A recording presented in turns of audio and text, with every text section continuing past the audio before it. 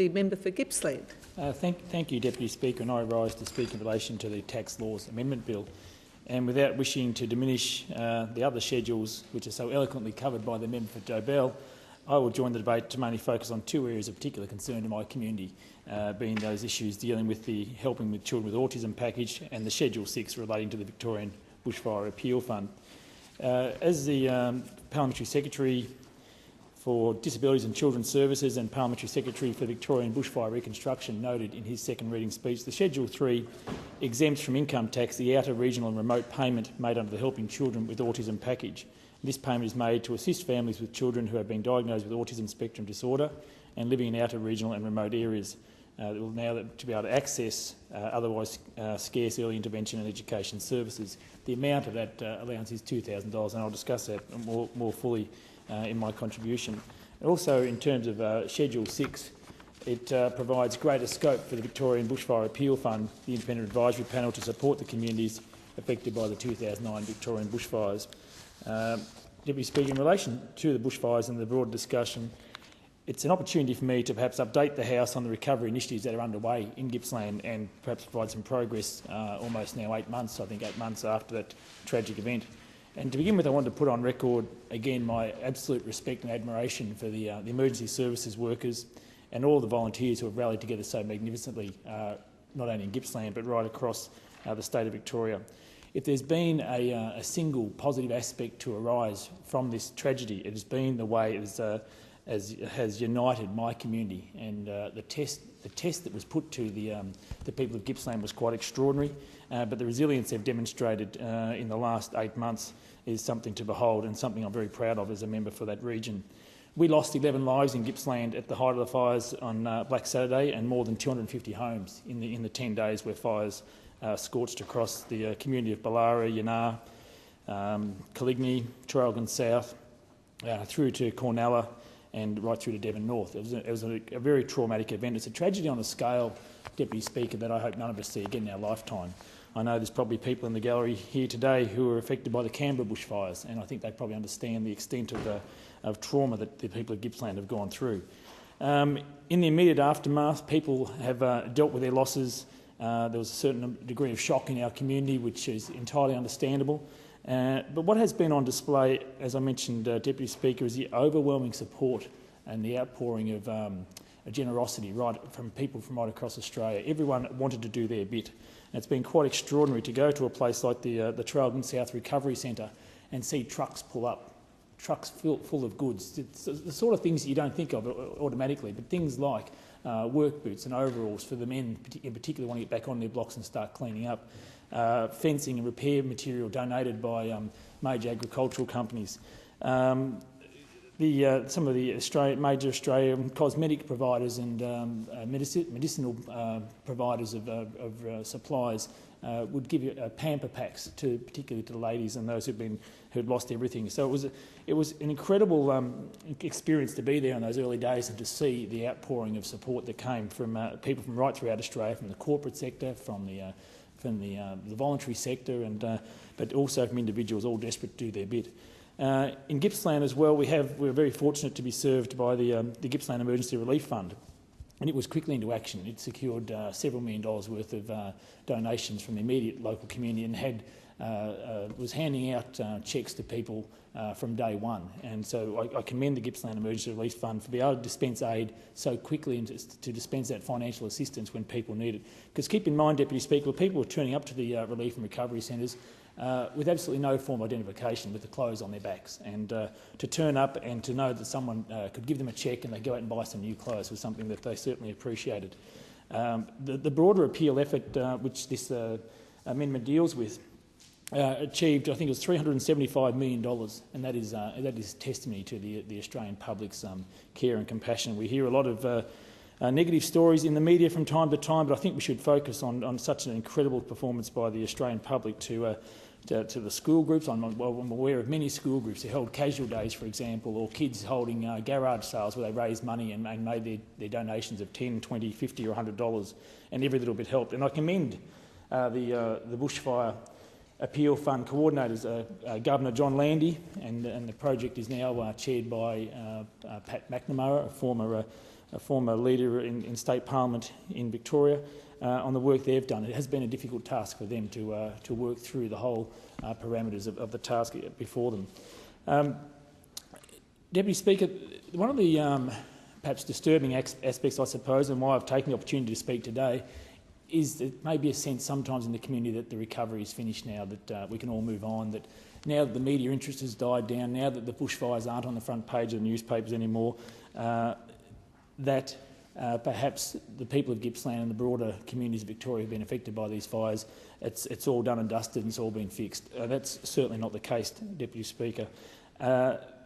We've had, and we were very, very appreciative of the visits by the Prime Minister and the Parliamentary Secretary for Bushfire Reconstruction and several other ministers, and they provided time to come to Gippsland and to carefully assess the local needs on the ground. And I urge them, if they've been to Gippsland in the past, to return in the future. They would certainly be very welcomed by the community. There is a sense for some of the community that they've been forgotten about now, and that's it doesn't need to be a rational view. It can be just an emotional reaction to the fact that they've been on the ground now for 8 months trying to rebuild their lives. And so I think it would do well for other members in this place to consider what opportunities they may have in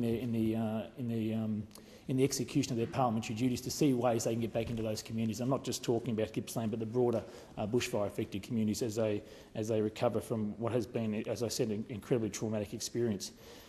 Because as time has gone by, there's no question that the media interest has dropped, the visits have dropped from people from outside the region, and I just get the sense now that the community is ready for more support, in the sense that just to know that people still care about them in that regard.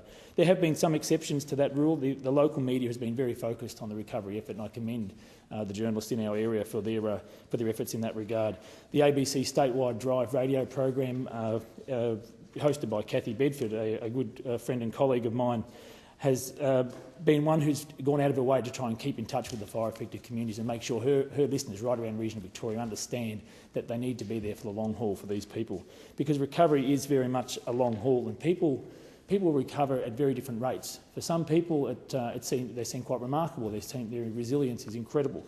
They have taken on enormous burdens in their communities and got on with the job of helping others and helping their own families, and seem to have bounced back very quickly. Others, we're talking 6 or 8 months down the track, there's been delays sometimes in getting permits to start building. There's been family breakdowns as a direct result, because some people just simply can't move back to those communities. They don't want to move back and rebuild in that same location where a partner may think it's a very good idea to move back. And that level of social disconnect or social breakdown is a real issue we're dealing with in Gippsland at the moment. I've said many times in Gippsland that this will be a defining moment in our community and in the lives of so many people. They'll define their lives about what they did before Black Saturday and what they did after Black Saturday. It will be a turning point for a lot of people. And for our young people in particular, I'm concerned that we haven't always been fully cognisant of their needs, that they were very much at the forefront as well, that they were directly affected. And I give credit to an organisation called Relationships Australia, which has gone out of its way to hold an Adolescents Recovery Day in the past 2 weeks. And they had several hundred young teenagers to come together for the day to just enjoy some music, to sit around with their mates, to have a relaxed environment. Typical of the vagaries of Gippsland, that we were there to reflect on a day where the 46-degree temperature scorched the area, and it poured down rain and washed out some of the events. But that's typical of the vagaries of the Gippsland climate. So we had 2 inches of rain on a day when we would have been preferred to be outside enjoying some of the other activities that were organised. But again, there were some important messages that came out of that day to the young people to make sure they realise they can seek help, that it doesn't make you any less of a man or less of a woman if you need to go out and seek professional advice if you're not necessarily dealing with the trauma of the events you've experienced. So it's okay to admit things aren't necessarily going that well, and I think I congratulate Relationships Australia for helping to build that bridge for our young people and making them realise they haven't been forgotten either. The long haul of recovery, obviously, Deputy Speaker, also relates to our environmental recovery. The damage that's been done to the Victorian bush has been quite significant. If you travel through the bushfire-affected areas now, The vegetation is starting to re-establish, it's greening up again, but the large mammals you used to see just aren't there yet in any numbers, if at all. So it's a long haul, and I give credit to the government, to the Federal Minister for Agriculture. We have our clashes from time to time on a whole range of issues, but I give credit to the Federal Minister for coming down to Gippsland and taking the time to see how the bushfire affected my community, but also for making sure that additional land care funding was made available for the practical environmental work that's going to be required in the months ahead. The Minister, as I mentioned before, there was very much a bipartisan spirit in the early days after the bushfires, where I mentioned the Prime Minister visited, but also the Minister for Agriculture. And I had the chance to take him around and see the work that's required in terms of infrastructure. And the infrastructure upgrades are also going to take us a fair bit of time to overcome. And that's why I'm particularly pleased by the changes that have been made in terms of the tax treatment of the Bushfire Relief Appeal Fund, as it dealt with one area that seemed to slip through the cracks in the early days, being our primary producers and their needs to repair and restore their on-farm activities, in particular fencing. We had hundreds of kilometres of fencing destroyed in Gippsland, right across Victoria. There would have been, I've read the figures, but they escape my memory at the moment. There was thousands of kilometres of fencing destroyed. And it's an area where inevitably we're going to have future disasters, whether they be fires or floods. Inevitably we're going to lose fencing again, and it almost seems like it's going to be inevitable we're going to have this fight again about what support is going to be made available to our primary producers when they're faced with this enormous cost burden. And we have a situation, and it needs to change, I believe, at a state level, where properties which are joined public land, the state government doesn't assist in the replacement of those fences. And I think it's an issue that the state government needs to take on board, coming out of this enormous tragedy across Victoria. The bill before the House follows some pretty practical, I think, common sense discussions that were had with the Prime Minister's office, with the Parliamentary Secretary's office, and also with the member for Macmillan and the member for McEwen, and that dealt with those issues of ensuring that our primary producers do have access to some of the funding. Because I think the Australian public is quite comfortable with that. The funding in the initial stages certainly went to people who lost their primary place of residence, who had major loss of property. But given the magnitude of the fund, the $375 million, and I understand that the recovery fund committee haven't been able to spend all the money at this stage, so it's quite reasonable to look at other options. And I give credit to the government for moving in this regard. In particular, the changes provided for in the bill will allow the fund to provide long-term assistance to orphaned minors, and I'm not sure of the exact numbers, but we have certainly lost. I've read of many cases where we've had young people who've lost both their parents, but also reimbursements to individuals or organisations for performed eligible charitable activities, and those discretionary payments I referred to before. So I think the bill is certainly going to be well received by the people of Gippsland. It's a small step, but it's certainly a welcome step in terms of recognition of the need for additional support as we go forward. And I encourage all members and the general public who may be listening today to recognise that the recovery is ongoing. It has been extraordinarily difficult and a complex process, but we're going to need continued support for individual communities and the people within them for many years to come. And Deputy Speaker, I also want to refer to the Schedule 3 of the bill, which exempts from the income tax declarations the out-of-region and remote payments made under the Helping Children with Autism package. And again, this is an important initiative, and I commend the Parliamentary Secretary for Disabilities for taking this initiative, because we have an issue in our regional communities in particular where we need to make sure we're doing a hell of a lot more in terms of providing decent levels of support and assistance to people with autism and their families. The autism diagnosis, when it comes for a lot of people, is like they liken it to the autism time bomb. It just, when it goes off, the diagnosis is made, mums or dads return home and wonder what they do next. There is a lack of support services in regional communities, and I understand. I've written to the Minister on this in the past, and I understand he's working in that regard. And this is a very positive step to ensure that people, particularly in rural and regional communities, have reasonable access to services in the future. Our carers, Deputy Speaker, are on the front line when it comes to providing a service for our nation, and it is the toughest gig in town in terms of dealing with a child with special needs, whether it be autism or some other special needs, it is exhausting. The parents are often confused by the layers of bureaucracy they need to go through to access services, and it can be very difficult for them to one, keep their family unit together while they're dealing with so many other quite emotionally draining issues. Now, the experience in my electorate, and I've met with several families who have experienced the diagnosis, if you like, it follows a very similar pattern, that there is a need for more. Well, there's a need for services in the first place in terms of the allied health services that are required, but also in terms of the need for respite and to know that they can work their way through the system in a one-stop shop almost approach. There is one program that has been very successful in the Bensdale community, which I've written to the Minister about, and I congratulate him on the funding for it, which is the My Time program, where it provides a helper for up to 8 children at one time to allow the parents to get together around in a room and discuss their different ideas and the things and the ways they're dealing and coping with a child with autism. Parents who've spoken to me are seeking the establishment of a one-stop shop, which really helps them to identify those support services and where they can access them, how they can access them. And I congratulate the Minister for his interest in the issue, but I also encourage him to continue to lobby hard for additional support services. Some of the concerns raised by people in Gippsland link into the government's new package of $12,000 over 2 years for children with autism spectrum disorder, and that is a good package. But there are some concerns within my community in relation to how people can actually access the services and whether they're available to them. I've spoken to families, and basically the information they're giving to me is that early intervention is critical when it comes to autism, and it's those first few years where you can make some real difference in terms of helping young people achieve their absolute best later in life. There's been various international studies which have found that a young child with autism, for example, should have access to at least 12 hours of therapy per week, being occupational therapy or behavioural therapy or speech therapy.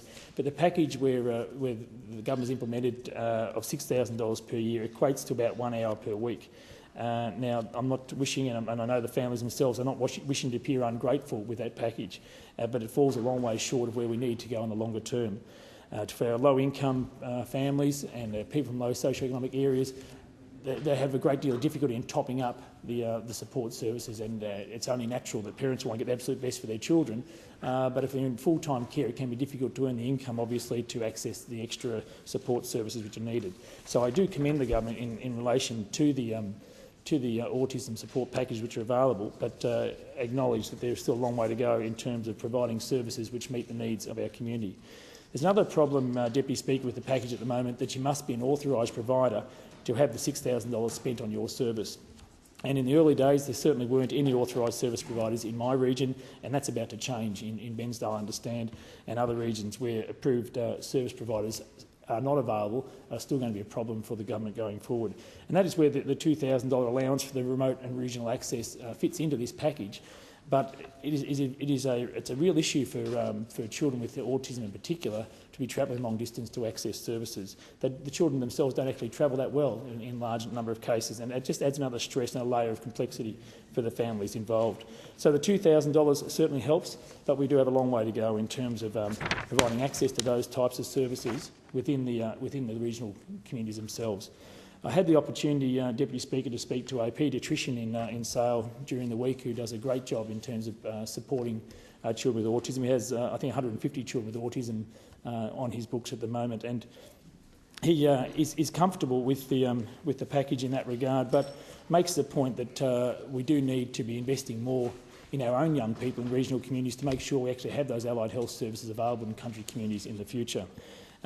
Taking our young people with autism to Melbourne to access the services to use this funding is not an adequate solution for us, and in the longer term it simply won't change until more rural students are given preferential treatment to enter university courses and then have that opportunity to move back to regional communities and practice after the completion of their studies. So, Deputy Speaker, I thank the House for this opportunity to provide an update, one on the bushfire recovery efforts in Gippsland, but also in relation to the autism package, and I commend the bill.